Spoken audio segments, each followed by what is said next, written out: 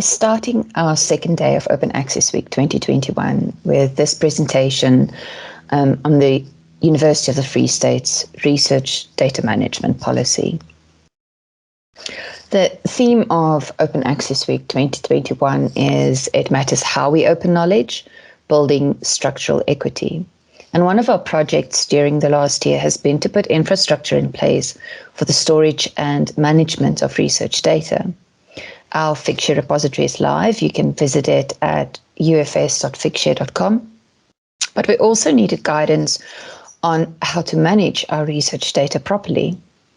The RDM policy was approved in March this year, and the purpose of this document, of course, being to govern the management of research data at the institution and to put best practices in place for the management and curation of our research data. Let's just quickly look at a definition of research data management. Research data management is how you look after your data throughout your research project. It covers the planning, collecting, organizing, managing, storage, the security, backing up, preserving, and eventual sharing of your data. And it ensures that research data are managed according to the legal, statutory, ethical, and funding body requirements. And research data management happens throughout the research lifecycle. It's not only at the end of a research project that you need to manage your data. And this is done to preserve the usability and reliability of the research data, always taking into account confidentiality and data protection issues. And just to make sure that we are all on the same page, research data is data that is created, collected, and observed during a research project. And it can vary widely. It can be qualitative, quantitative, it can be numerical, descriptive, visual, physical, it can be digital or in print. And research data can be raw or analyzed, simulated, experimental or observational. It can also be confidential or publicly accessible. The University of the Free State recognizes research data as an asset, and it is a very valuable asset. Research data can be expensive to collect and process, and also expensive to store and preserve. But it has value as research outputs, and it contributes to our reputation as a research-led university. So we need to make sure that we are managing our research data well. It needs to be available, for example, if we get a challenge to one of our research projects, authenticity or accuracy. And that's why we need the RDM policy. So we needed to govern the management of research data as assets of the University of the Free State, regulating the effective and efficient curation of data, and thereby supporting the university's vision of a research-led university. We also needed to ensure that research data is curated, stored, retained, accessed, and disposed of securely, following all legal, statutory, ethical, contractual, and funding requirements. We also needed to put measures in place to safeguard against the legal and ethical infringement of the policy on the protection, exploitation, and commercialization of intellectual property, and also the protection of personal information, or the POPI Act. And any other related legislation, both local and international. We also needed to put best practices in place, infrastructure, processes and procedures meant to respond to and address requirements set by funding agencies and publishers for the appropriate planning and use of research data in preparation for the publication of research outputs. And also to ensure that care is taken in the access, authenticity, availability, the collection, confidentiality, integrity, the security, storage, and management of our research data. And then also to put industry standard storage infrastructure in place that will protect and reduce the risk of research data getting lost, misused, or just becoming inaccessible due to changes in storage formats or damages to data, and thereby defeating collaboration ventures. As I mentioned before, to provide proof in the resolution of any disputes concerning the reproducibility of research results, when you get accusations of falsification of data, or any other issues where the authenticity of data is questioned. And having this protects the rights of our staff and students regarding access to research data. The policy contains a list of related policies that you should be aware of when reading the RDM policy. The policy is linked on our RDM guide, and a link to the guide is provided in this presentation. You'll also see guides on the POPI Act for researchers and other matters that might influence RDM on this RDM guide of ours. The policy applies to the following different constituencies who are researching under the auspices of the University of the Free State. So that would be the university's community of scholars, any departments that deliver support services linked to research, such as the library, directorate, research development, ICT services, any support services to research. Also partners the university collaborates with for research. And then also service providers that the university uses for putting up systems used to manage research, where there are service level agreements or MOUs, such as the Figshare data repository. Now, let's take a look at the policy's principles. The first principle deals with ownership of research data. The data created or generated through research at the university remains the property of the university, except for instances where intellectual property rights are superseded by specific terms of a funding and a research partner agreements. You can refer to the intellectual property policies of the university to find out more about ownership while working for the university. The second principle states that research data is to be managed in a manner that will be beneficial to the university's community of scholars and society as a whole, with infrastructure that supports research collaborations, enhance research impact, and practices supported by high-performance computing technology, and therefore contributing to improved research quantity and quality.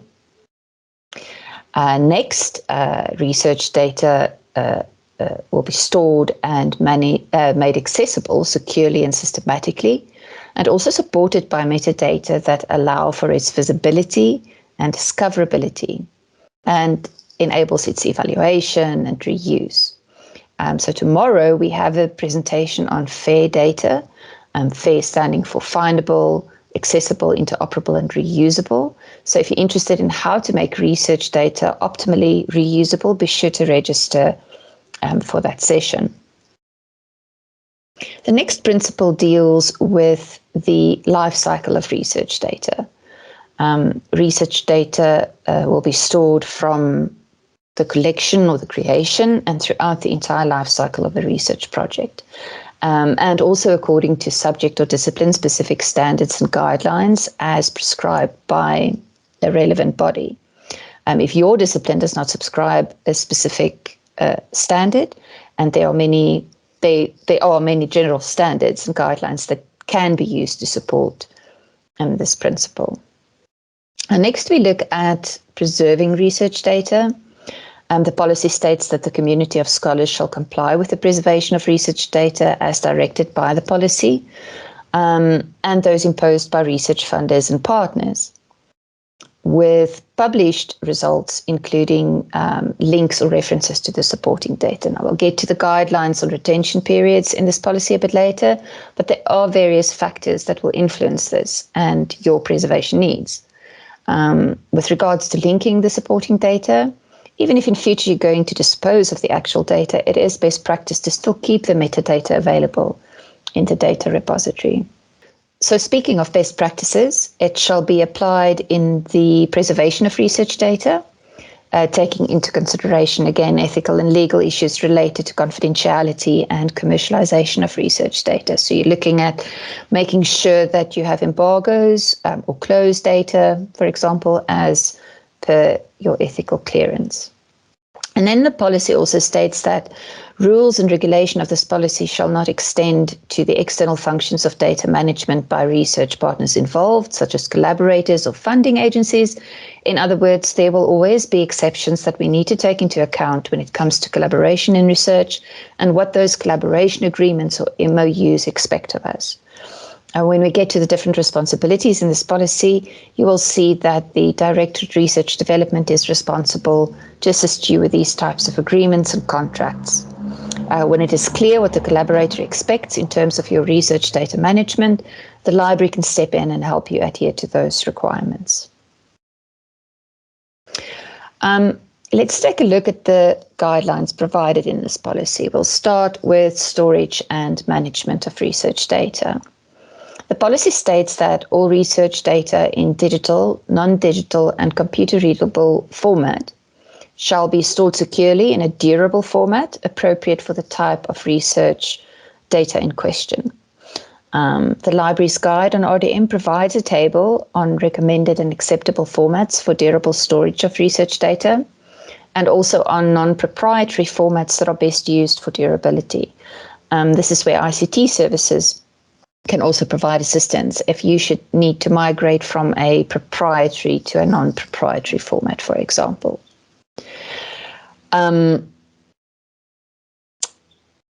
The research data will also be stored with adequate metadata or documentation to facilitate identification and support the effective reuse of research data where this is appropriate.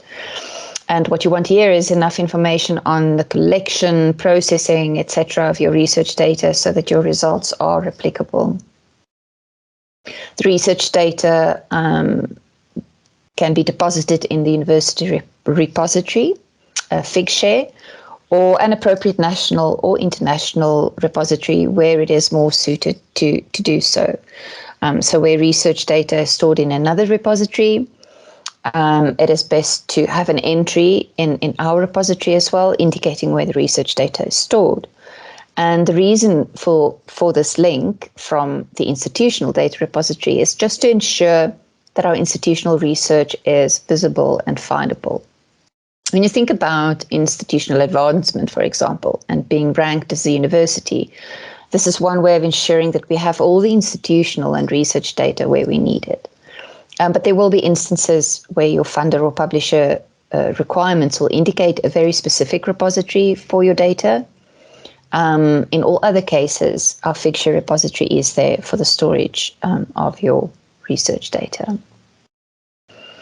The research data will also be referenced in associated research papers. So that can include a short statement describing how the supporting research data may be accessed, including a digital object identifier or DOI for datasets held in a repository. And almost all repositories have this functionality, and our Figshare repository as well. You can get a DOI for your dataset. The policy says that non-digital research data unsuitable for digitization shall be stored securely, labeled, indexed, or categorized appropriately to be identified and support effective access and reuse, and that an entry can be made in the repository identifying that the university holds the research data in question. Now, we've not yet had a case where we dealt with analog research data, but if you have a need to digitize or preserve non-digital research data, then the library has a digitization unit, and we are experienced in preserving analog formats, so you're welcome to contact us. I've mentioned retention periods already. The RDM policy addresses this with with the following guidelines. All research data which is stored, unless other retention requirements exist, shall be held for a maximum period of 10 years from its collection, creation, generation or publication of the research results, whichever occurs later, provided appropriate safeguards are in place to protect any personal data necessary to achieve the research objectives contained within it. And for data used in postgraduate research, unless other retention requirements exist, the data will be stored for no longer than 3 years. It can be retained for longer than the 3 years for postgrad students or 10 years for other researchers. In instances where an increased retention period is required to meet the university's statutory obligations, contractual obligations, or the guidelines of the body funding the relevant research project, or if the results of the research have resulted in a patent application, or if the results of the study are contentious or subject to challenge at any time during those initial 3 or 10-year retention period, in which case the research data shall be retained pending review, and it won't be destroyed or disposed of until the matter is fully resolved. Also, when the research data has a public interest or heritage value. Now, together with retention periods comes disposal and destruction of data when it is no longer needed. The processes for the timing, manner, and recording of research data disposal and destruction should be included in the data management planning and stored with all the other project information and documentation. Research data due for disposal will first be reviewed to determine and confirm the suitability for destruction by the appropriate university faculty or researchers. So you will see this responsibility in the roles and the responsibilities section of the policy. Directed Research Development can, for example, also advise on reviewing research data for disposal. And then research data deemed suitable for destruction and disposal will be processed in line with any ethics, legal, regulatory, and contractual obligations. What we need is the safe disposal of data, making sure that no personal information, for example, is still findable after destruction. And a record of the disposal or deletion of research data can be logged in the repository, maybe stating the reasons for discarding the research data. Let's take a quick look at the guidelines around access to your research data. The policy states that the university recognizes the benefits of making research data accessible to the public or the broader academic community. However, access shall always be preceded by consideration of the intellectual property ownership, legal, ethical, privacy, commercial, potential, confidentiality requirements, or any other regulations linked to funding restrictions. And access to research data can first be restricted to the collaborators on the research project and only be made available to other parties if issues such as anonymization, data access agreements signed by the potential recipient of the research data, and the research collaborators have granted permission. Access to research data that is deposited in the repository may be restricted and embargoed through the repository. The repository has the technical capability to do that. You have full access control on Figshare, for example. Researchers who deposit research data in another repository, nationally or internationally, will also address these issues. And researchers who receive requests for access to research data, if it is not openly available, if you need advice, you can forward these requests to Directorate for Research Development for advice around sharing that specific data set. And maybe just to emphasize, there's a saying with regards to sharing research data, as open as possible and as closed as necessary. And it's important to remember this. If you see, for example, open by default from your publisher or a data repository, it just means that they support open access to research. But there are many reasons, as we've mentioned already, that will either prevent or delay open access to your data. And data repositories, including our FigShare, provides mechanisms for this, as I've said before. I've already mentioned quite a few responsible role players during this presentation, and you'll find detailed information in the policy. But here you can see some of the responsibilities. You will see some overlapping roles, and it illustrates that research data management is not the responsibility of the researcher alone, or the library, or ICT services. The whole institution is responsible for good research data management. And at the library, for example, we provide training in the basics of RDM, and we can help you in writing your data management plan, or DMP for short. We can also help you in finding existing research data sets for reuse, how to cite data sets, where to publish your data, and a lot more. DRD mainly assists with the legal, contractual, and funder requirements, as well as intellectual property rights. And ICT services supports our infrastructure. But as I've said before, they can also provide guidance where we need it. And faculties, including individual researchers, are responsible for their data management plans, being aware of all the legal and ethical obligations related to their research, creating an ORCID ID that is now such an integral part of research communities worldwide, and working with all the other role players in determining data retention periods and the needs for preservation of your research data. As I said, we have an extensive RDM guide addressing all the aspects of good data management and where you can find the tools to do it. You will also see a link to our data repository FigShare here on this slide. And I was very optimistic in bringing you our very own DMP online platform today, but as with all good things, we'll have to wait a little bit longer. However, we're hoping to have this platform ready for you before the year comes to an end.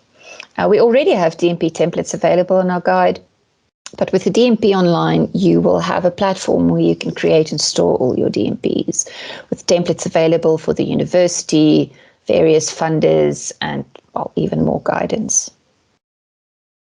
So I'd like to thank you for your time, and we welcome all questions.